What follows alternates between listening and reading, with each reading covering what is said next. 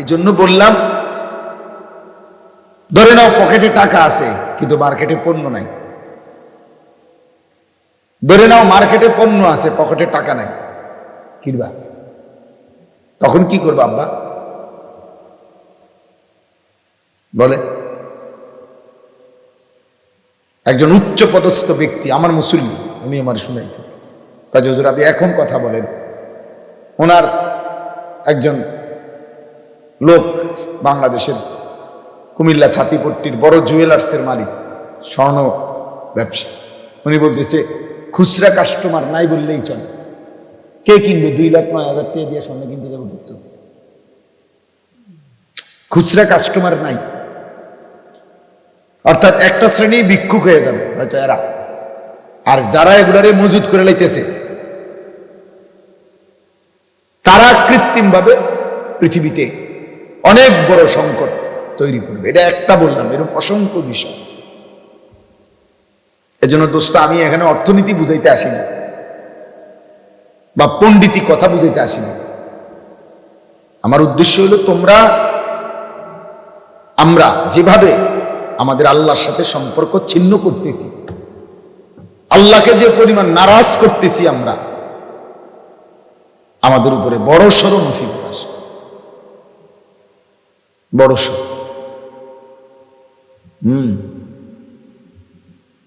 যেদিন একটা রুটির জন্য মাইলের পর মাইল হাঁটতে হবে, সেদিন আর চুলের ফ্যাশন থাকবে না।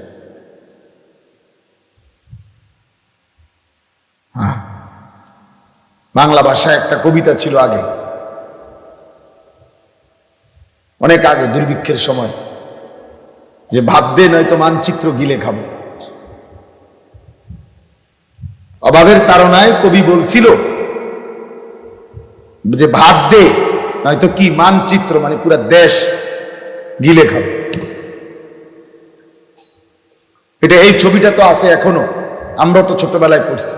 1974 সালের দুর্ভিক্ষে কুকুরে এবং মানুষে একই ডাস্টবিন থেকে পচা লাশ আর পচা খাবার তুলে খাইছে। শিল্পাচার্য জয়নুল আবেদিনের মনে আছে এই ছবি? আমরা ছোটবেলায় স্কুলে পড়ছি না, প্রাইমারি স্কুলে, আমি তো পড়ছি। 74-এর মনন্তর, 74-এর দুর্ভিক্ষ, এই কয়দিন আগে। 74 সাল তো এই মধ্যে, এখনো 50 বছর হয় বা একবার মুখোমুখি 51 বছর। এজন্য বাবা আমি বললাম, প্রিয় ভাই, এত অসভ্যতা, এত চরিত্রহীনতা একজন সুস্থ স্বাভাবিক মুসলমান করতে পারে। তোমাদের চেহারা দেখলেই বোঝা যায় বাপ, সারা দিনে মোবাইল ছাড়া, নারী ছাড়া, ছবি ছাড়া, উলঙ্গপনা ছাড়া আর যে কোনো কাজ নাই তোমাদের হাতে, এটা চেহারা দেখলেই বোঝা যায়। তোমাদের অসংখ্য ছেলের চেহারা দেখতেই বোঝা যায় গত 6 মাসে না, গত 2-4 বছরে কোনোদিন 5 ওয়াক্ত প্রতিদিন নামাজ পড়ছো কিনা তার কোনো চিহ্ন তোমাদের চেহারায় নেই। কি খবর বাপ, এত নষ্ট হয়ে গেল কেন?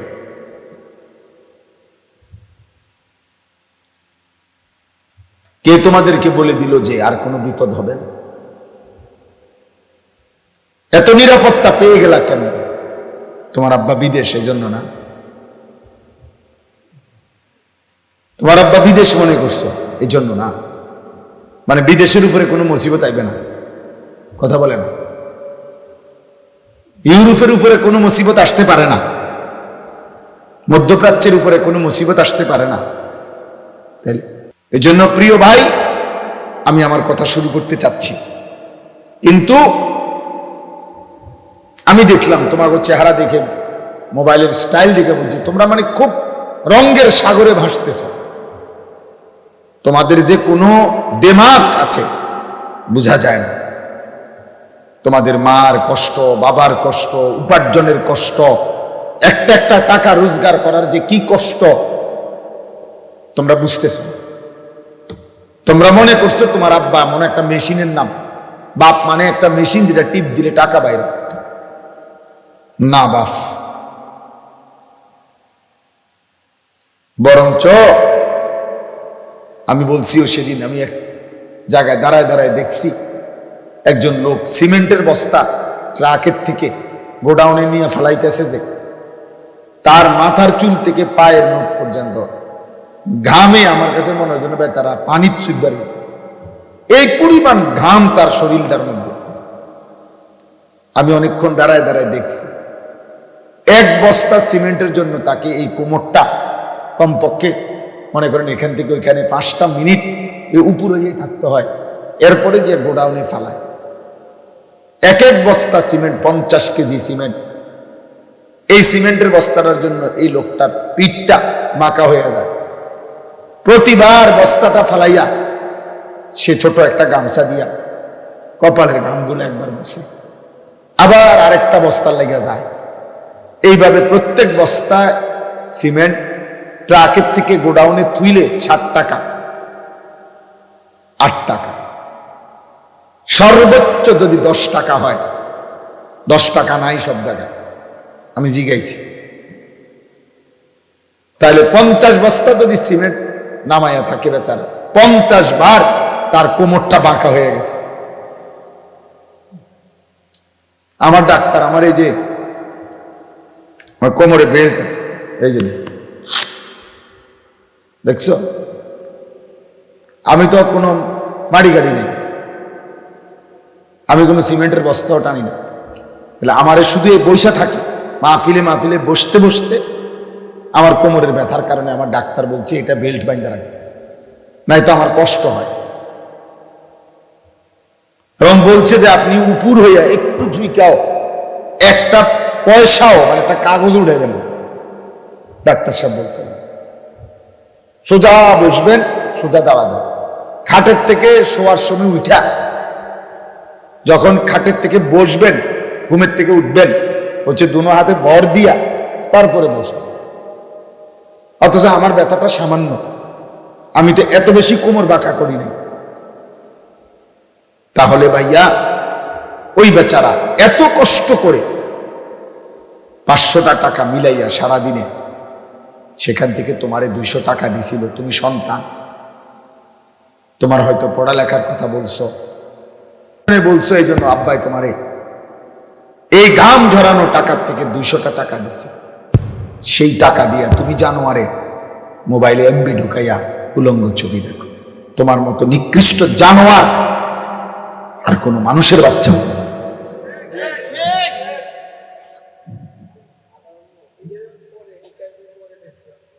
এত বড় নিকৃষ্ট হাইওয়ান, পশু, এত বড় চতুষ্পদ জন্তু কোনো মানুষের বাচ্চা হতো না। করলিটা কি? তোর বাবার কি পরিমাণ ঘাম ঝরছে। এক বাটি ভাত যদি তার মায় বলে যে দিয়ায় তোর আব্বারে দোকানে, হেতে পারত না। হেতের শয়তান বন্ধু নামের শয়তান, এই শয়তানরা দাঁড়ায় রয়েছে রাস্তার, এই শয়তানদের সাথে সে মোবাইল টিপতে যাবে, উলঙ্গ ছবি দেখতে যাবে। এই জন্য শয়তান বন্ধু নামের শয়তানদের লগে আড্ডা দেওয়ানোর জন্য বাপের বাড়িটা শুধু মায়ের বাইরে দিছে, বাপ দোহানে কিন্তু দিয়ে যাবে, হেতে পারত না। লইয়া ছুটছে ধমকের লগে, পরের বেলা মার ভয়ে, আতঙ্কে, সন্তানের ভয়ে মার আর কোনোদিন বলে না, বাপে সন্তানের ভয়ে আর কোনোদিন বলে না। হয়তো দুপুর 2টার খানা বাপ মাগরিবের আগে হয়তো খায়, তবুও সন্তানরে বলে না যে তে যে পরিমাণ অসিব্য, তে যেভাবে গারফাক দেয়, থাক তারে কই।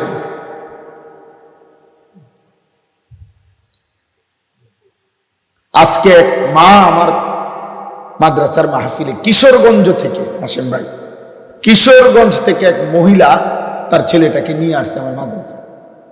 আইনা আমার মাদ্রাসার ওস্তাদরে দিয়া আমার কাছে ছেলেটারে পাঠাইছে, কয়া হুজুর আমার কলিজা ছাড়া সন্তান, আমার সারাটা জীবনের সন্তানরা আমি ইয়া করছি, বড় করছি, সন্তান কোনোভাবেই আমার কথা শোনেন, আপনি একটু নসিহত করে দেন। তো এই কথা বলতে গিয়ে যে মহিলা কাঁদলো, চোখের পানি পড়লো। আমি শুধু ওই ছেলেটারে বলছি, রে বাপ, তোমারে আমি কোনো কথা শুনতে চাই না, আমি শুধু এতটুকু কথা বলছি, আমি বলছি ওই ছেলেরা, আমি বলছি বাপ তোরে আমি বললাম আমার নাম মনে রাখিস, যে মায়ের চোখের পানি ফেললে এতগুলো, যদি আল্লাহর কসম যদি ফিরে না আসো, মার কথা মতো আল্লাহর নাফরমানি যদি না ছাড়ো, আমি বললাম তুই পথে পথে ভিক্ষা করবি।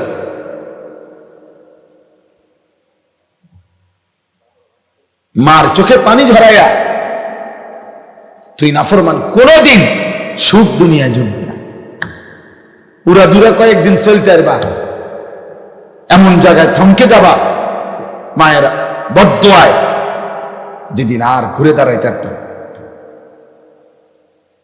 কয়শো নজির লাগবে তোমার, কয় হাজার দলিল লাগবে। বাফেরে কষ্ট দিয়ে সুখে থাকবা, হ্যাঁ, মায়ের চোখে পানি জড়াইয়া সুখে থাকবা, তোমার সমবয়সী বন্ধুরা তোমার নিরাপত্তা দিবে, হ্যাঁ, ওই শয়তানগুলা। সারাদিনে যেই বন্ধু এক ওয়াক্ত নামাজ পড়ে না, ওই বন্ধু হয়তো শয়তান।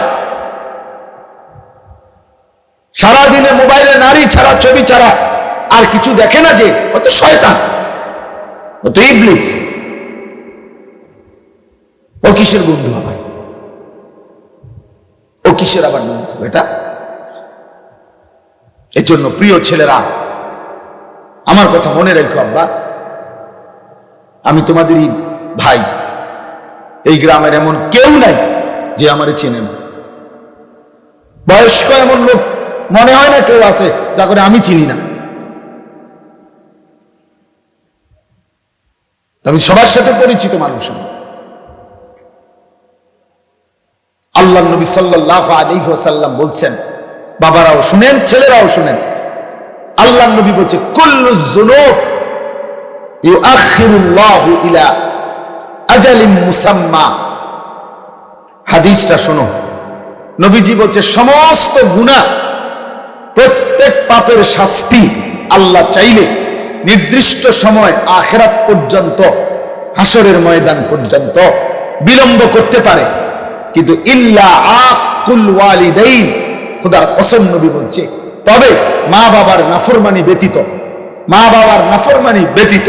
নবীজি বলেন ফাইন্নাহু লান ইয়ামুতা হাত্তা ইউআযযিবাহুল্লাহু ফিল আরদ। নবীজি বলেন মা বাবারে কষ্ট দিছে, চোখের পানি ফেলছে, মা বাবার নাফরমান সন্তান, নবীজি বলছে তার মৃত্যু হবে না তারে আল্লাহ জমিনে বেইজ্জতি না করা পর্যন্ত।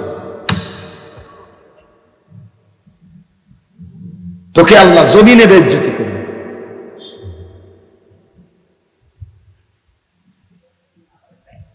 হ্যাঁ, অন্তত তুমি মানুষের পেটি চাও, ও চিরেই দেখবা 20 বছর পরে তোমার মেয়ে যখন আরেক বেটার লোকে ভাগ্য যাইব, আর পুরা গ্রাম তখন যখন জুতার বাড়ি দিব তোমারে, ছিছি করবে, তখন তুমি বুঝবা মজা কাকে বলে। তোমার পাপের শাস্তি কোন হান দিয়া বাইর হয়, তখন টের পাবে।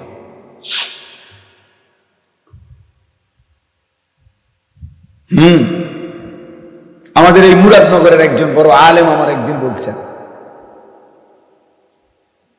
মেয়ে আরেক ছেলের সাথে পলায়া গেছে, বিবাহ বন্ধনে হোক সম্পর্ক কইরা চলে গেছে। মা বাবা গিয়া থানার মধ্যে ওই ছেলে মেয়ের নামে মামলা করছে। মেয়ে চিঠি পাঠাইছে বাপের কাছে, আপন বাপের কাছে। চিঠির মধ্যে স্পষ্ট লিখছে, বাবা যে কাজটা তোমরা করেছিলে সেটা যদি অপরাধ না হয়, আমার বেলায় থানায় মামলা করলে কেন? কসম খোদার। কি বুঝলেন? মানে তোমরা মা বাবাও তো কি করছিলা, এরকম হারাম প্রেম করেই ভাগ্যে গিয়া বিয়ে করছো। এখন আমিও সেই কাজটা করাতে আমার বেলায় মামলা করলাম, ওই বাবা কি জবাব দিবে? হ্যাঁ বলো না বাবা, তোমরা একটা ছেলে বলো, কোনো জবাব হইতে পারে? এই বাবা এই সমাজে কি পরিমাণ বেইজ্জতির শিকার হবে, এই বেচারার সারা জীবনের অর্জন কি হবে তখন? এই জন্য বললাম আমি, মৃত্যু আমাদেরকে বরণ করতেই হবে, আমাদেরকে কিন্তু চলে যেতে হবে, আমরা স্বীকার করি বা না করি, বুঝি কিংবা না বুঝি আমরা মরে যাব বাপ। কিশোর ভাই, যুবক ভাই, নওজোয়ান, বয়স্ক বাবা, পর্দার আড়ালের মা বোন, আমাদেরকে চলে যেতে হবে, চলে যেতে হবে। কোনোভাবেই নিকটাত্মীয় স্বজন বন্ধুরা আমাদেরকে ফেরাইতে পারবে। আমি যে আয়াত পড়ছি সূরা ওয়াকিয়া, কোরআনুল কারীমের 56 নম্বর সূরা, 27 নম্বর পারা, এই সূরার 5টা আয়াত পড়ছি আমি। মূলত এই আয়াতের মধ্যে আমি বুঝাইতেছি আপনাদেরকে, এই আয়াতের মধ্যে মূল বক্তব্য মৃত্যুকালীন একটা অবস্থা আল্লাহ তুলে ধরছেন। অবিশ্বাসী, কাফের, মুশরিক, মুনাফিক, নাফরমান, পাপীদেরকে বুঝাইবার জন্য আল্লাহ মৃত্যুকালীন, কোন মানুষের মৃত্যুকালীন অবস্থাটা একটা চিত্র তুলে ধরে আল্লাহ তাআলা নাফরমান পাপীদেরকে বুঝাইতে চাইছে এই 5টা আয়াত। আমি সেটাই বলে আমার কথা শেষ হবে ইনশাআল্লাহ। সূরা ওয়াকিয়া সূরাটার নাম, অনেক ফজিলতপূর্ণ কোরআন শরীফের একটা সূরা, অনেক দামি সূরা। আমাদের নবী সাল্লাল্লাহু আলাইহি সাল্লাম বলছেন, যে ব্যক্তি প্রত্যেক রাত্রে একবার এই সূরা ওয়াকিয়া পাঠ করবে, নবী ওয়াদা দিছে, মান ক্বারা সূরাতাল ওয়াকিয়া ফি কুল্লি লাইলাতিন লাম তুসিবহু ফাকাতুন আবাদা। নবীজি বলছে, সূরা ওয়াকিয়া যে প্রত্যেক দিন রাতে পড়বে, আল্লাহ নবী বলছে তাকে কখনোই দারিদ্রতা, অভাব স্পর্শ করবে না। এজন্য যুগ যুগ ধরে মাদ্রাসাগুলোর মধ্যে, বিশেষ করে কওমি মাদ্রাসায় যুগ যুগ ধরে মাগরিবের পরে এই সূরা পড়া হয়। আউলিয়া বুজুর্গরা সারা পৃথিবীতে যুগ যুগ ধরে নেককার বান্দারা মাগরিবের নামাজের পরে সূরা ওয়াকিয়া পড়ে। সূরা ওয়াকিয়া আল্লাহ নবী সাল্লাল্লাহু আলাইহি ওয়াসাল্লাম বলছেন তাকে অভাব স্পর্শ করবে। রাসূলুল্লাহ সাল্লাল্লাহু আলাইহি সাল্লামের একজন বড় সাহাবী ছিলেন হযরত আব্দুল্লাহ ইবনে মাসউদ রাদিয়াল্লাহু তাআলা আনহু, অনেক বড় সাহাবী, জলিলুল কদর সাহাবী। নবীজির সাথে খুব বেশি যারা থাকতেন, নবীজির খাস খাদেম যারা ছিল, এর মধ্যে উনি একজন। আব্দুল্লাহ ইবনে মাসউদ ইসলামের 3য় খলিফা হযরত উসমান রাদিয়াল্লাহু তাআলা আনহুর জামানায় উনি ইন্তেকাল করছেন। এই সাহাবী আব্দুল্লাহ ইবনে মাসউদ, তো ইন্তেকালের পূর্বে উনি অসুস্থ ছিলেন, বিছানায় শুয়ে আছেন, শেষ অবস্থা। তো হযরত উসমান, মানে খলিফা, 3য় খলিফা, উসমানের নাম শুনছেন না, উনি আসছেন এই আব্দুল্লাহ ইবনে মাসউদকে দেখার জন্য। তো ওনার পাশে বৈশা, এই ছেলেরা তোমরাও শোনো, বাবা আপনারাও শোনো, দেখেন কি কয়। সাহাবী উসমান খলিফা ওই আব্দুল্লাহ ইবনে মাসউদকে ইন্তেকালের পূর্বে বিছানায় শয্যাশায়ী, নবীর সাহাবী উনি এবং বিখ্যাত সাহাবী, ওনাকে বলতেছেন, মা তাশতাকি, হে আব্দুল্লাহ আপনার রোগটা কি? মানে সে জিজ্ঞাসা না অসুস্থতাটা কি। হযরত আব্দুল্লাহ ইবনে মাসউদ উসমান রাদিয়াল্লাহু তাআলা আনহুর কথার জবাবে বললেন, জুনুবি, আমার সারা জিন্দেগীর গুনাহগুলো আমার রোগ। সাহাবী কি বলে, আমার সারা জীবনের গুনাহ আমার রোগ, আমার আর কোন রোগ নেই। এবার হযরত উসমান রাদিয়াল্লাহু তাআলা আনহু বলতেছেন, মা তাশতাহি, আপনার মনে কি চায়, আপনি কি চান, চান কি? হযরত আব্দুল্লাহ ইবনে মাসউদ রাদিয়াল্লাহু তাআলা আনহু বলেন, রাহমাতু রাব্বি, আমি আমার রবের রহমত চাই। আমার অসুখ আমার গুনাহ, আমার সুস্থতা আমার রবের রহমত, আমার মালিকের রহমত চাই, মাগফিরাত চাই। এরপরে হযরত উসমান রাদিয়াল্লাহু তাআলা আনহু বললেন, হাল আদউ লাকা তাবিবান, হযরত আব্দুল্লাহ ইবনে মাসউদকে বলেন, আমি কি আপনার জন্য একজন ডাক্তার ডাকবো? যেহেতু তিনি খলিফা, বড় ডাক্তার আছে ওনার কাছে। রাজ দরবারে, তা আমি কি আপনার জন্য একজন ডাক্তার আনবনি? সাহাবী কি কয় শুনি, আত-তাবিবু কাদ আমরাদানি, হে ওসমান, ডাক্তার সাহেবই তো আমারে অসুস্থ বানাইছে, আমারে ডাক্তারই তো কি বানাইছে, অসুস্থ বানাইছে, আপনি কারে আনবেন? কে সে? এই কথা বলে কাকে বুঝাইছেন উনি? আল্লাহকে। কাকে? মূলত রোগ দেয় কে, সুস্থতা দেয় কে, এইটাই বুঝাইছে। আল্লাহই তো সুস্থ করবেন, আর তিনি তো আমাকে রোগাক্রান্ত করেছেন। আমি আলগা লোক ডাইকালাম, আলগা লোক ডাইকালাম। ওনাদের ইয়াকিন ছিল আমার অসুস্থতা আমার আল্লাহর পক্ষ থেকে, আমার সুস্থতাও আমার আল্লাহ। ইসলামের ইতিহাসের একজন বড় বুজুর্গ ছিলেন রবি ইবনে খাইসাম রাহমাতুল্লাহি আলাইহি, কিতাবে আছে ওনার মৃত্যুর সময় এরকম উনিও যখন শেষ অবস্থায়, ওনার সন্তানরা বলছে, আব্বা আপনার জন্য আমরা একজন ডাক্তার আনবো। রবি ইবনে খাইসাম রাহিমাহুল্লাহ উনি বলছে, বাবা শোনো, ডাক্তার ডাকলাম হইলে আমিও, কিন্তু আমি একটা কথা চিন্তা করে দেখছি, যে ডাক্তারকে ডাকবা, ওই ডাক্তার আর আমি রুগী, ও চিরেই আমরা দুইজনেই মৃত্যুবরণ করব। কাজেই আমিও যেহেতু মরে যাব, ডাক্তারও যেহেতু মরে যাবে, ঘরে ডাক্কে লাভ কি? তার চাইতে চলো আল্লাহরে ডাকি। কাকে ডাকি? আল্লাহকে ডাকি। হযরত আবু বকর সিদ্দিক রাদিয়াল্লাহু তাআলা আনহু, ওনার নাম তো আমরা সবাই জানি, জানি কিনা? ইসলামের প্রথম খলিফা, নবীর কলিজার টুকরা আবু বকর রাদিয়াল্লাহু তাআলা, উনারও মৃত্যুর সময় কিতাবে আছে, সাহাবারা উনারে দেখতে আসছে, উনি অসুস্থ, মুমূর্ষ, শেষ অবস্থা, মৃত্যু সজ্জায়। তো উনাকে সাহাবারাও বলছে, হাল নাদউ লাকা তাবিবান, হে নবীর সাহাবী আবু বকর, আপনার জন্য আমরা ডাক্তার আনবো? হযরত আবু বকর সিদ্দিক রাদিয়াল্লাহু তাআলা আনহু বলছেন, আত-তাবিবু কাদ রাআনি, আরে ডাক্তার সব তো আমারে দেখছে, ডাক্তার তো আমাকে দেখেছেন, তোমরা কারে ডাকবে? তখন সাহাবারা বললেন, ক্বালু ফামা ক্বালা, সাহাবারা বললেন, তো ডাক্তার কি বললেন, দেখে বললো কি? তখন হযরত আবু বকর সিদ্দিক রাদিয়াল্লাহু তাআলা আনহু বললেন, ইন্নাহু ইয়াকুলু ইন্নী ফাআলুল লিমা উরিদ, ডাক্তার সাহেব বলছেন, আবু বকর আমি যখন যা ইচ্ছা তাই করতে পারি। সেই ডাক্তারকে আল্লাহ। এই ছিল মুমিনের ঈমান।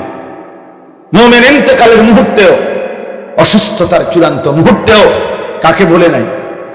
আর আমরা সুস্থতায় সবল, স্বাস্থ্যবান, শরীর যৌবন স্বাস্থ্য সব ঠিক আছে, আহা আমাদের আল্লাহকে মনে নাই।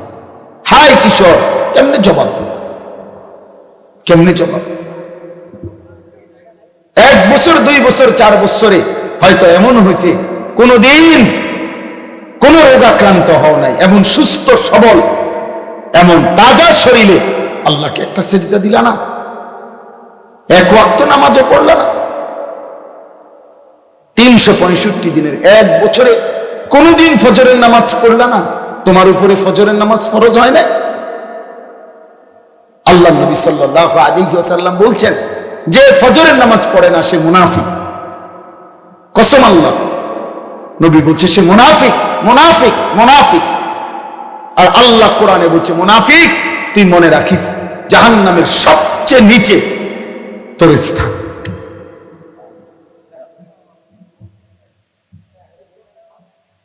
তাহলে বাপ, ওই কথা থেকে আবার ফিরে যাই। হযরত উসমান রাদিয়াল্লাহু তাআলা আনহু তখন বললেন ওই আব্দুল্লাহ ইবনে মাসউদ রাদিয়াল্লাহু তাআলা আনহুকে, ওই বেটা বাইরে কথা বলো না। দেখছেন হঠাৎ করে আবার কথা বলতেছে কেন? ভাইয়া কথা থাকলে রাস্তায় যাও, মেইন রোডে গিয়ে কথা বলো না। কথা থাকবে, অনেকের তো থাকতেই পারে কথা। এটা অনেকের কষ্ট করে যে মোবাইল বন্ধ করে তারপরে চুপচাপ এতক্ষণ ওয়াজ শোনা, এটা অনেকের জন্য কঠিন, এটা একটা কঠিন বিষয়। তো হযরত উসমান রাদিয়াল্লাহু তাআলা এবার আব্দুল্লাহ ইবনে মাসউদকে বললেন ওই মৃত্যু সজ্জায়, যে আমি আপনার জন্য একটা রাষ্ট্রীয় ভাতা পেনশনের মতো নির্ধারণ করে দিতে চাই, যাতে করে আপনার মৃত্যুর পরে আপনার সন্তানরা এটা দিয়া চলতে পারে পরিবার। হযরত আব্দুল্লাহ ইবনে মাসউদ বললেন, লা হাজাতা লি, আমার কোনো দরকার নেই, আমার এটার কোনো প্রয়োজন নাই। হযরত ওসমান বললেন, আরে আপনি তো মৃত্যুবরণ করবেন, শেষ অবস্থা আপনার বুঝতেছি আমরা, আপনার জন্য তো বলছি না, আপনার বিবি বাচ্চার জন্য বরাদ্দটা নিলে আপনার বিবি বাচ্চার উপকার হবে, এই জন্য আমি চাচ্ছি দিতে, উনি যেহেতু খলিফা। হ্যাঁ, তখন এই কথাটা বলার জন্য হযরত আব্দুল্লাহ ইবনে মাসউদ বললেন, হে উসমান আমিরুল মুমিনিন, আমার নবী সাল্লাল্লাহু আলাইহি সাল্লাম হায়াতে থাকাকালীন আমারে এমন একটা আমল শিখায় দিয়ে গেছে, যেই আমল আমি আমার বিবি বাচ্চা নিয়ে নিয়মিত করি, আমার ওই আমলটাই, আমার নবীর ওই ভবিষ্যৎবাণীটাই আমার জন্য যথেষ্ট। হযরত উসমান বললেন, সেটা কি? তখন তিনি এই হাদিসটা বলছে যে আল্লাহর নবী সাল্লাল্লাহু আলাইহি সাল্লাম আমাকে বলছেন যে যে ব্যক্তি প্রত্যেক রাতে একবার সূরা ওয়াকিয়া তেলাওয়াত করবে, অভাব এবং দারিদ্রতা তাকে কোনোদিন স্পর্শ করবে না। তো আমি তো নিজেও সূরা ওয়াকিয়া পড়ি, আমার বিবি বাচ্চারাও পড়াই, তাহলে আমার সংসারে অভাব আসবে না, সেটা আমার নবী বলে গেছে। তোমার সরকারি বরাদ্দ আমার লাগবে, তোমার রাষ্ট্রীয় বরাদ্দ আমার লাগবে। এই হলো মুমিনের ঈমান। মুমিনের ঈমান। নবী সাল্লাল্লাহু আলাইহি সাল্লাম বলছেন, লাউ তাওয়াক্কালতুম আলাল্লাহ হাক্কা তাওয়াক্কুলি লা রাযাকাকুম কামা ইয়ারযুকুত তাইর তাগদু খিমাসান ওয়া তারুহু বিতানা। নবীজি বলেন, আমার উম্মত, যদি তোমরা আল্লাহর উপরে পুরো ভরসা করতে, একটা পাখিকে আল্লাহ যেভাবে খাওয়ায়, চড়ুই পাখি, সামান্য পাখিকে আল্লাহ তোমাদেরকে ওইভাবে রিজিক দিতেন। নবী উদাহরণ দিয়ে বুঝাইছেন, যেমন একটা ছোট্ট পাখি ভোরবেলায় খালি পেটে আল্লাহর উপরে ভরসা করে ঘর থেকে বের হয়, তার কোনো নির্ধারিত অফিস নাই, চাকরি নাই, ব্যবসা নাই, খ্যাত নাই, কিচ্ছু নাই, কিন্তু সন্ধ্যাবেলা সে ভরা পেটে তৃপ্ত হয়েই ঘরে ফিরে আসে, আল্লাহ তাকে ঠিকই রিজিক দিয়ে দেয়। তাহলে আল্লাহ বলেন, নবী বলেন, তোমরাও যদি আল্লাহর উপরে ভরসা করতা, এমন পাখির মতো নিয়মিত রিজিক, হালাল পবিত্র রিজিক দিয়া আল্লাহ তোমাদেরকে তৃপ্ত করে দিতেন। কিন্তু হারাম করে এটা বুঝে না, সুদ করে এটা বোঝে না। সুদ করে আল্লাহরে ডাইরেক্ট বলে, আল্লাহ আমনে পারতেন না, আমনে কুলাইতে পারতেন না, আমনের কত কাম, আমনের লোকের অভাব নাই, আমনের ঝামেলা অনেক, আমার সুদ আমিই নেই, আমার অভাব আমি দূর করবো। এজন্য হারামখোর, কিস্তিখোর, সুদখোর সরাসরি আল্লাহর সাথে বিদ্রোহ করে, আল্লাহরে বুড়া আঙ্গুল দেখায়। আল্লাহ বলছে, বান্দা এমন ঘাড় আমি মটকায় ফেলবো না, ফরমান মনে রাখিস। তোর মতো হারামখোর ঠিক আছে, কয়েকদিনের ভাত খা, দুনিয়া কয়েকদিন ভোগ কর। সুদখোর, ঘুষখোর, কিস্তিখোর, কয়েকদিনের দুনিয়া ভোগ করো, বেশি দিন লাগবে না। এমন দুনিয়া আমি, দুনিয়া নাফরমানকেও খাওয়াই, কাফের বেঈমানকেও খাওয়াই, নাস্তিক মুরতাদকেও আমি দুনিয়া খাওয়াই, আমি জন্তু জানোয়ারকেও, আমি জঙ্গলের বাঘ ভাল্লুককেও খাওয়াই, রাস্তার কুকুর বিড়ালকেও আমি খাওয়াই। কিন্তু আমি আল্লাহ মৃত্যুবরণ যেদিন করবা, চোখ যেদিন বন্ধ হবে, সেদিন থেকে অনন্তকালের আখিরাত পর্যন্ত আর কোনো দিন এক ঢোক পানিও পান করতে দেব না, এক লোকমা খাবারও আর দেব। মনে রাখুন, এখনই খেয়ে নাও। ওয়াদারনি ওয়াল মুকাদ্দিবিনা উলিন নামাতি ওয়ামাহিলহুম কালিলা। এই যে সরাসরি কোরআনের আয়াত। আল্লাহ বলেন, অবিশ্বাসী, মিথ্যাবাদী, নাফরমান পাপীদেরকে অল্প কয়েকদিনের দুনিয়ায় সুযোগ দাও, অল্প কয়েকদিনের জন্য সুযোগ দাও। আল্লাহ বলেন, দুনিয়া অল্প কয়েকদিন ভোগ করতে দাও, অল্প কয়েকদিনের ভাত মাছ রুটি গোশত খাইতে দাও। আল্লাহ বলেন, ছেড়ে দাও ওয়াদারনি, সুদখোরকে ছেড়ে দাও, ঘুষখোরকে ছেড়ে দাও, দুনিয়া কিস্তিখোরকে দুনিয়া ছেড়ে দাও, বেবিচারী হারাম করে নেশাখোরকে দুনিয়া ছেড়ে দাও। আল্লাহ বলেন ইন্না লাদাইনা আনকালাম ওয়া জাহিমা, আখিরাতে আমি রব্বুল আলামিন রেডি রাখছি জাহান্নামের আগুনের শিকল আর জাহান্নামের ধাউ ধাউ আগুন আমি ওর জন্য রেডি করে রাখছি। একটু সুযোগ দাও, একটু সুযোগ দাও, দুনিয়া কয়টা দিন খেতে দাও। ওই জন্য বুঝতো আমরা বোকা না, নামাজিরা বোকা না। হালাল উপার্জনকারী বেচারার বেতন হুদা 6,000, ইমাম সাহেব 9,000 টাকা বেতন, অথচ বেটাও জোয়ান। বেটায় বুঝে না সিএনজি চালাইলে এত ভালো ইনকাম। সিএনজি চালাইতে কি ঢাকা ইউনিভার্সিটি থেকে ডিগ্রি আনতে হবে নাকি? কথা বলে না। সিএনজি অটো চালাইতে হলে কুমিল্লা ভিক্টোরিয়া কলেজ থেকে মাস্টার্স পাস করতে হবে। তো এটা না বুঝার কি আছে? কথা বলে না। এটা ইমাম সাহেব বোঝে না, এটা ইমানদার বোঝে না। তো 1 লাখ টাকা কোন রকমে মিলাইয়া সুদে লাগাইলে, হ্যাঁ, এটার থেকে যে 10,000 টাকা আইব এটা বুঝে না। এটা না বুঝেন কি আছে? কথা বলে না। কত মূর্খ কলম লুঙ্গি ফিন্দে এবারে সুদ খায়। তো এবারে মূর্খ মানুষে যদি সুদ বুঝে তো এবারে তো কিছু 2-4 লাইন পড়ছে, এটা বুঝতে না কেন? কথা বলে না কেন? তাহলে উনি বুঝবে না? এটা না বুঝার কি আছে? দুনিয়া না বুঝার কি আছে রে বাপ? কিন্তু ফেস্ত হইল আখিরাত। ইমাম সাহেব আটকায় গেছে তো আখিরাত। দিনদার আটকায় গেছে। যে সমস্ত লোক নামাজ পড়ে হালাল খাইতে চেষ্টা করে, শত অভাবের ভিতরে হারাম খায় না, হারাম নেয় না, অত আটকায় গেছে আখিরাতের কারণে। ওর কলিজার মধ্যে তো আসে আমার আল্লাহর সামনে দাঁড়াইতে হবে, হিসাব দিতে হবে। হযরত ওমর রাদিয়াল্লাহু তাআলা একবার তৃষ্ণার্ত অবস্থায় এক রাখাল ছেলেকে বলছিল যে, হে রাখাল, একটা দুধওয়ালা বকরির একটু দুধ আমারে পান করাও। সেই রাখাল ছেলে বলছিল, জনাব, আমি এই রাখাল বকরিগুলোর মালিক না, আমি একজন কৃতদাস। রাখাল আমার একজন মুনিব আছে, মালিক আছে ছাগলগুলোর, বকরিগুলোর। আমি তো তার অনুমতি ছাড়া আপনাকে দুধ পান করাইতে পারি না। হযরত ওমর রাদিয়াল্লাহু তাআলা বলছে, হে রাখাল, তাইলে তুমি এক কাজ করো, একটা দুধওয়ালা বকরি আমার কাছে বিক্রি করে দাও। বিক্রি করে দিলে 2টা লাভ হবে। এক, তুমি কিছু টাকা পাইবা, মুদ্রা, কিছু দিরহাম পাইবা, আর আমি একটা দুধওয়ালা বকরি পাবো। আমারও তৃষ্ণা মিটবে, তোমারও কিছু টাকা মিলবে। আর তোমার মালিকরে বাড়িতে গিয়া বলবা, একটা বকরি, এই আরব দেশে তো 200-400 বকরি এক লগে চড়ে, 2-4-500 1000 আরো বেশি। তাইলে এখান থেকে 2টা একটা আড়াইয়ে গেছে, কই গেছে গা, এটা বললে মালিক কিছুই মনে করবে না। কথা বোঝেন নাই?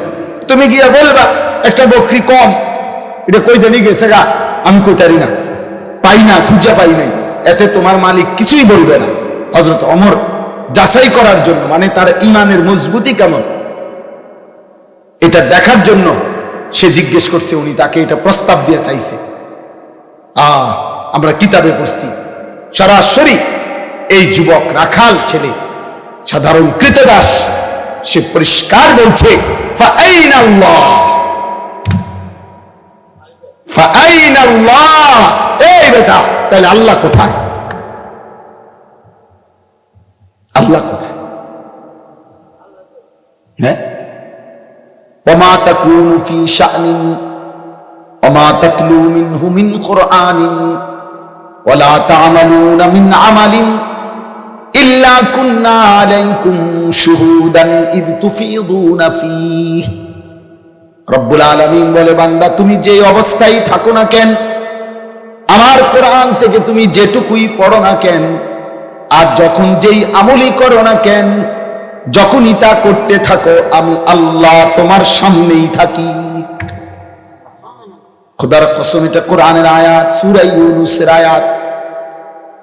ইল্লা কুন্না আলাইকুম শুহুদান, আল্লাহ বলে, বান্দা যখন সেজদা দাও আমি সামনেই থাকি, যখন নেশার আড্ডা, জুয়ার আড্ডায় থাকো, আমি আল্লাহ তখনও সামনেই থাকি। আমি তো সামনেই আছি, আমারে ফাঁকি দিবা কেমনে? ওয়ানালামু মা তুওয়াসবিসু বিহি নাফসু, অন্তরের গভীরে যে কথাগুলো তোমার লুকায়িত আছে আমি তো তাও জানি। আলা ইয়ালামু মান খালাক, আল্লাহ বলে ভাবো তো বান্দা, যিনি সৃষ্টি করেছেন তিনি বুঝি জানবেন না তার সৃষ্টি কখন কি করে? কেমনে ভাবলা আমি জানবো না? আমি জানবো না কেন? আমি তো বানাইছি। বানাইছে কে? আল্লাহ। তো তিনি জানবে না? কোম্পানি কইতারে না কোম্পানির মালের উৎপাদন কোন দিন, কোম্পানির মালের গুণাগুণ কি, এটা কোম্পানি কইতারে না, কথা বলে না তো। এজন্য বাপ, এবার এই শেষ কথা হলো, এই আয়াতের মধ্যে আল্লাহ বুঝাইতে চাচ্ছেন। এবার আমরা এই শেষ কথাটা বুঝি। মক্কার কুরাইশরা, কাফেররা প্রতিনিয়ত তারা দুইটা কথা বলতো নবীজিকে। এক বলতো, মুহাম্মদ আমার শরীর, আমার জীবন, আমার ইচ্ছা, আমার স্বাধীনতা, সব কিছুর মালিক আমি। শরীর আমার, স্বাস্থ্য আমার, জীবন আমার, যৌবন আমার, টাকা আমার, বাড়ি আমার, সম্পদ আমার, সব আমার। আমার যেটা যখন মন চা আমি তাই করব। এখানে আল্লাহ কি, আবার ওনার বিধান কি? এটি কিত্তা বুঝা কথা। হ্যাঁ, আমার ইচ্ছা আমি যখন যা করবো, তোমায় কি আনে? দুই, মক্কার কাফেররা নবীজিকে বলতো, মুহাম্মদ এই কবর থেকে নিয়ে তুমি যা কও এটি সব দিয়ে একটা হইতো না। কবর, হাসর, মিজান, ফুলসেরাত, বিচার হাসার, আমল নামা, ইডি হু দেখো এটি হইতো না। কি কও তুমি করতে পাইব? 500 বছর আগের কবর, এখন সেখানে কবরের চিহ্নও নাই।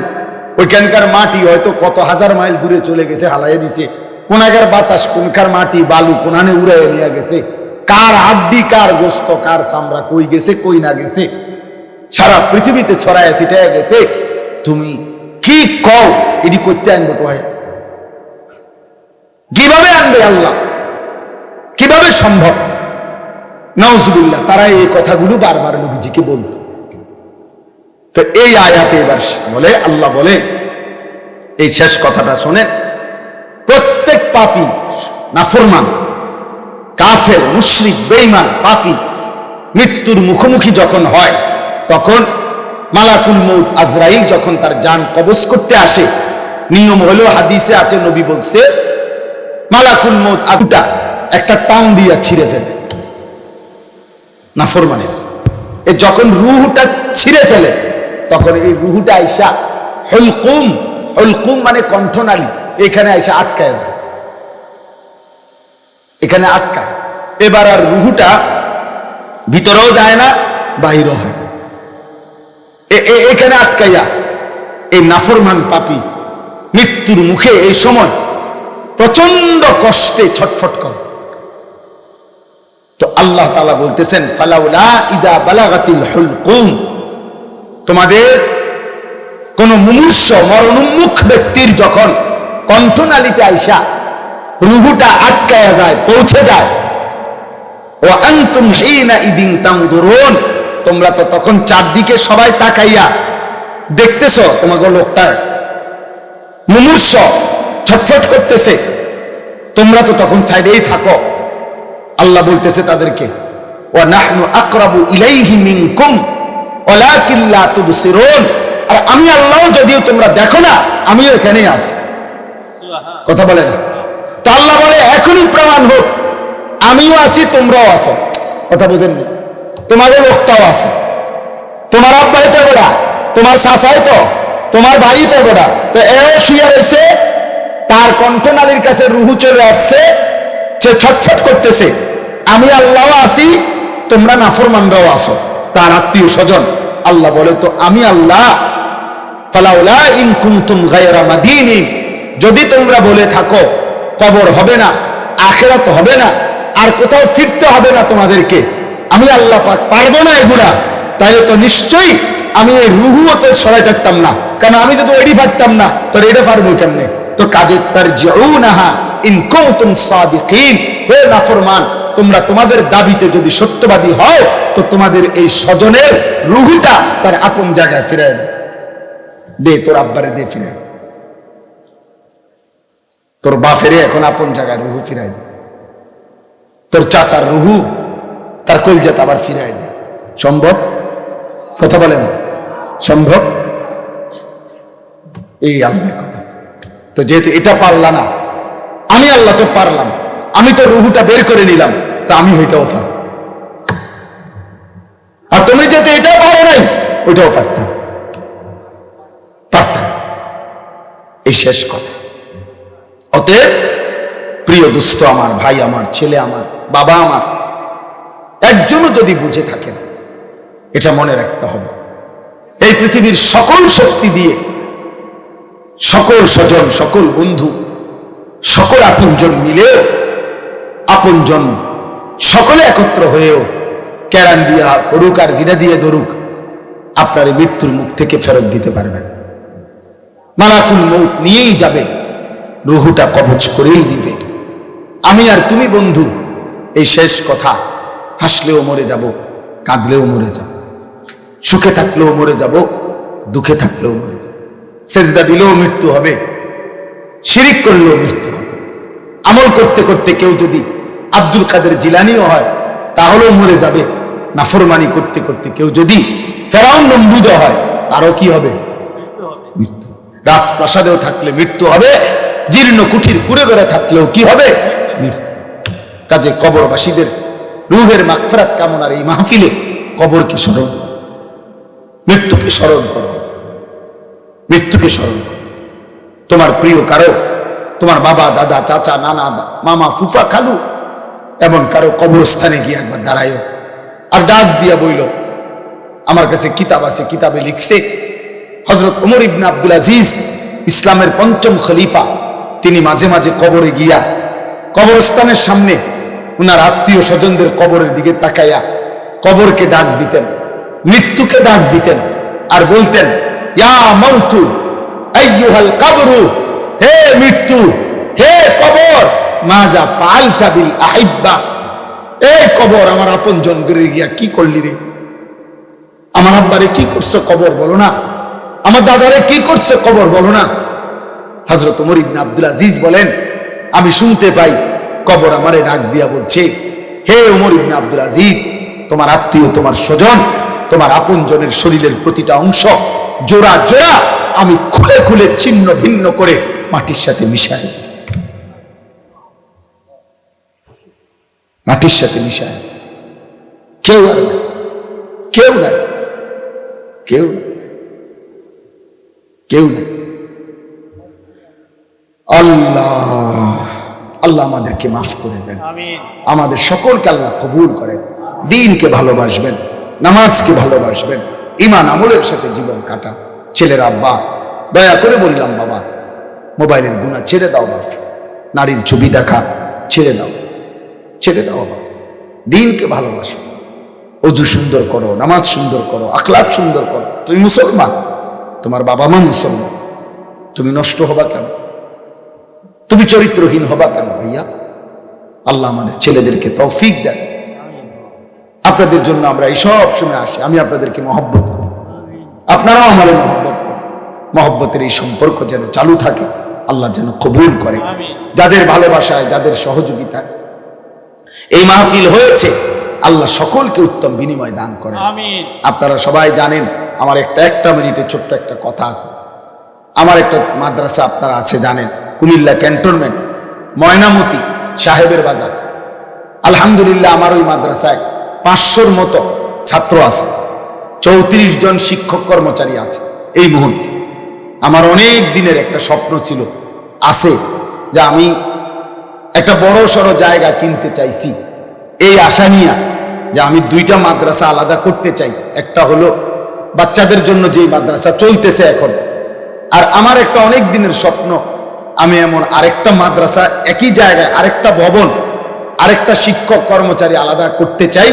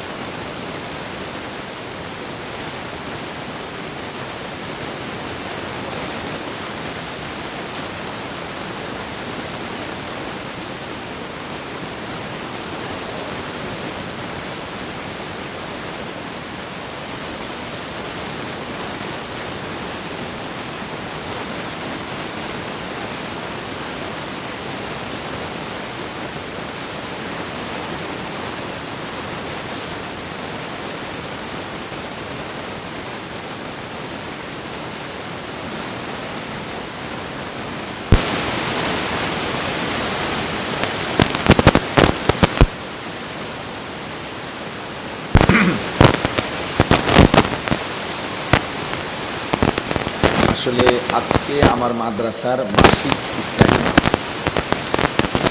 প্রতি মাসের দ্বিতীয় শনিবার আমার নিজের মাদ্রাসায় মাসিক মাহফিল সকাল 10টা থেকে 1টা পর্যন্ত মহিলাদের জন্য বয়ান, আসর থেকে এশা পর্যন্ত পুরুষদের জন্য বয়ান। ফলে আমি একদম সেই সকাল 11টা থেকে এই পর্যন্ত ব্যস্ত। পুরাটা সময় অনেক মানুষ আসছে দেখা করতে, মাহফিল নিজেদের বয়ান হচ্ছে প্রায় 1.5-2 ঘন্টা। আবার ওই মাহফিলের কথাবার্তা বলার জন্য বহু লোক আসছে। সর্বশেষ রওনা দেব ঠিক এই টাইমে আমার শায়েখ আল্লামা মুফতি মুশতাকুল নবী কাসেম হুজুরের মাহফিল আমাদের মাদ্রাসা থেকে 4-5 কিলো দূরে।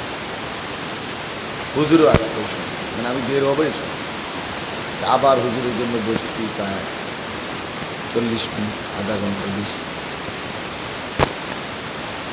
তো মাদ্রাসার অনেক আয়োজন, মাদ্রাসায় বিরিয়ানির আয়োজন আছে, খানার আয়োজন আছে। গাড়ি অর্ধেক আসার পরে আমি আমার সাথে যে ছেলেটা আছে পরে বললাম যে আমি তারপরে হুজুরে আমি অনেক ফল টল নাস্তা অনেক কিছু করাই, কিন্তু আমি কিছুই খাইতে আমার মনে না, বিরিয়ানিও খাই নাই 2 লক্ষ, কিচ্ছুই খাই। মানে এখানে কখন আমি এই তাড়াহুড়া ছিল, পেরেশানি ছিল। আলহামদুলিল্লাহ আল্লাহ তাআলার দয়ায় আসার সুযোগ হয়েছে, আলহামদুলিল্লাহ। মূলত জুয়েল তো জুয়েলই, ও আসলে এত বেশি পরিমাণ মহব্বত এবং আবেগে অনেকবার এমনিতেই সে সমস্যাগ্রস্ত মানুষ, তারপরেও মৌলানা ইয়াহিয়া সহ অনেকবারই গেছিলাম, যার কারণে মাদ্রাসার এই মাহফিলের দিন দেখতে পাচ্ছি।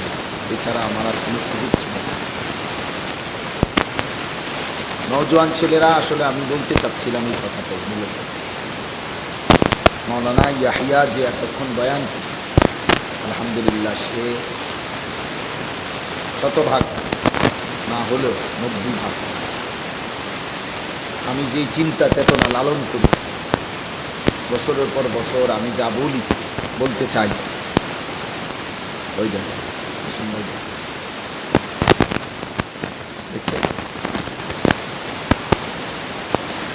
তুমি এটা এমনি ধরলে কেন?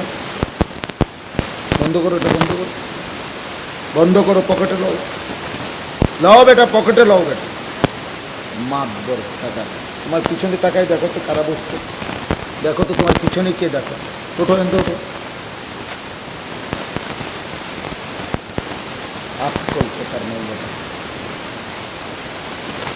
তোর বাপ চাষার মানুষ বসছে এখানে পিছনে। আমি এটাই দুঃখ করে দিয়েছি। না না, এটা সাংঘাতিক বিষয়, খেয়াল করে দেখো। আপনাদেরই ছেলে, আমাদেরই ছেলে, বললাম না তোমরা ভাইয়া, এটাই বুঝাইতে চাচ্ছি। এই পৃথিবীতে তোমরা যেমন এখন বয়সী, এই বয়সী তো আগেও ছিল বা, তোমরা তো আর আলাদা কোথাও থেকে আসছো না, তোমরা তো আমাদের দেশ থেকে আসো না, কিন্তু ন্যূনতম আদব আখলাক, ন্যূনতম দিমাগ যদি কাজ না করে মুসলমান হওয়া সম্ভব। একজন মুসলমানের সামান্যতম আবেগ আদব থাকে। এটাই আমি বলতে চাই সবসময় আমার কথা। যে মৌলানা বলতেছিল যে মৌলানা ইয়াহিয়া ও আমার এই চিন্তা চেতনার সবচেয়ে প্রধান আমার একজন সাথী, আমার সাথী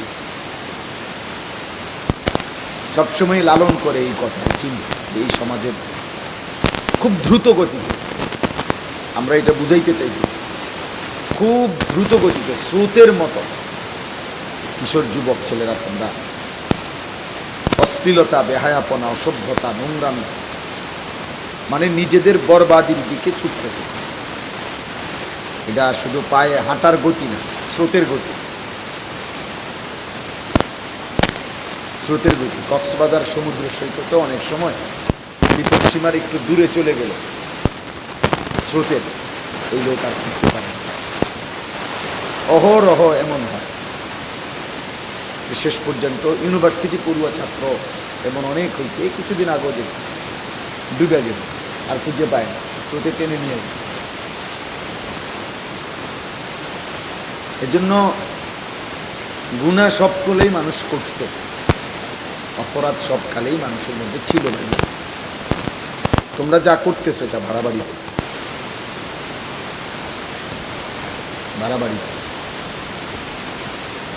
এই ভোর ঘুম থেকে উঠে রাত 11টা পর্যন্ত, 12টা 1টা পর্যন্ত তোমার সাথে তোমার মা বাবা, আত্মীয় স্বজন, বংশ, আল্লাহ, রসুল, নবী, কোরআন, কিতাব, ওযু, নামাজ, পাক না পাক, হালাল হারামের কোনো ধার ধারণা, একেবারেই মুক্ত স্বাধীন নিজের মতো চলতেছ। এই স্রোত কল্যাণ হয়ে না। তুমি একদিন এমন পিছলা খাইবা আর সোজা হয়ে যাবে, একদিন এমন হতাশায় ভুগবা, এমন ধুকে ধুকে কাঁদবা। আমাদের এই মৌলানা ইয়াহিয়ার সাথে আমার অনুমতি, শত শত ছেলের সাথে হোয়াটসঅ্যাপ গ্রুপ আছে যাদের সাথে সে কথা বলে, আমি দায়িত্ব দিচ্ছি। একসাথে কমপক্ষে 300-র উপরে বেশি ছেলে আছে তার গ্রুপ, কথা বলে সে হালাত, ছেলেদের সাথে ভালো মন্দ, তাদের চলাফেরা, চাল চরিত্র। তো তোমারে যদি শুনাই যে ক্লাস 9-এর ছাত্র কি কয়, পাগলে কি বলে, গুনাহ, অসভ্যতা, জিনা, ব্যভিচার, নোংরামি।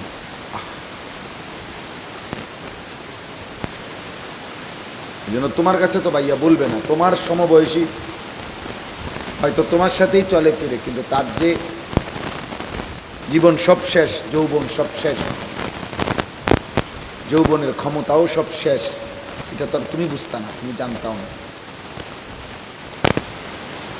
গুনাহ, নারী, ছবি, অশ্লীলতা, বেহায়াপনা, আল্লাহর কসম, আখেরাতের ক্ষতি তো পরেই আছে। দুনিয়াতেও একটা মানুষকে অকর্মণ্য, ধ্বজভঙ্গ, একটা অপদার্থ মানুষ বানায়। তোমরা যদি একটা বিবেকবান ছেলে হও, তুমি বর্তমান সময়টা প্রতিদিন একদিনের কমপক্ষে 10টা চ্যানেলের খবরের দিকে দেখো, খবরে কি কয় দেখবা, চারিদিকে পারিবারিক অশান্তি, পরকিয়া, পুরুষ অন্য মহিলার লগে, মহিলা অন্য পুরুষের লগে, ছেলে মেয়ের, মানে অর্থাৎ সর্বত্র মানুষের জীবনটা দুর্বিষহ। কেউ মনে হয় যেন তৃপ্তি পাচ্ছে না, অতৃপ্ত।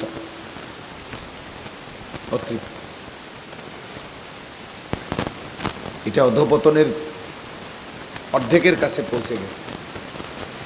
এই দেওয়াল ভাঙিয়া যাবে। এই সমাজের এই হালাত হইলে, তোমরা গ্রামগঞ্জের ছেলে, তোমরা তো এখানে গ্রাম অঞ্চলের ছেলে, তোমরা আশপাশের গ্রাম, এই গ্রামের, তোমাদের চুল চেহারা যদি এমন হয়, তোমরা গ্রামগঞ্জের মানুষ হয়েও যদি এক ওয়াক্ত নামাজ পড়তে মন না চায়, তাহলে কোটিপতির সন্তান, বিত্তশালী, তাদের কি হালাত, তাদের হালাত। অথচ অনেকের বাবা আছে অল্প আয়ের মানুষ, কষ্ট করে উপার্জন করে নিজে না খাইয়া, নিজের হয়তো একটা গেঞ্জি, একটা লুঙ্গি, কিন্তু সন্তানের জন্য সব উজাড় করে দেয়। কিন্তু তোমরা যা করতেছো এর বিনিময়ে ঠিক, আজ হোক কাল হোক পস্তাইতে হবে, আফসুস করতে হবে। তোমার আব্বা তোমার সমবয়সী না, কাজে স্বাভাবিক হিসাব হইল, হতে পারে স্বাভাবিক হিসাবে তোমার আব্বা তোমার আগে খবরে চলে যাবে। কিন্তু তোমার কপাল নিয়ে তুমি থাকতে হবে। অভাব, দারিদ্রতা, দুর্ভিক্ষ সারা পৃথিবীতে ধেয়ে আসে। গতকালকেও আমি শুক্রবার, গতকাল নিয়ে গেল, গতকালকে আমেরিকার একজন আমেরিকায় প্রবাসী আমাদের গুরুত্বপূর্ণ শিক্ষিত একজন ব্যক্তি, ওনার সাথে কথা বলছি। এই মুহূর্তে এক ভরি স্বর্ণের দাম 2,09,000 টাকা। ব্যাপারটা কি? হ্যাঁ, ব্যাপারটা কি? আশ্চর্য রকম, মানে এক ভরি স্বর্ণের দাম 2,09,000 টাকা।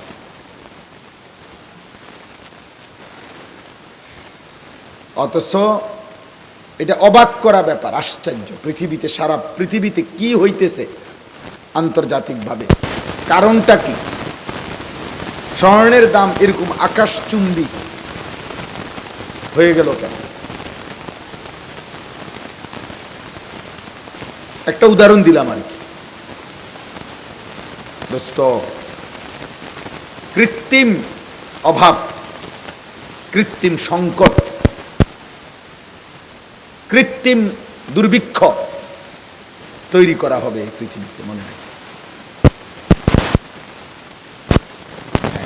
উনি আরো অনেক তথ্য দিছে যেগুলা এমনি স্বাভাবিক সবার সামনে বলার মতন।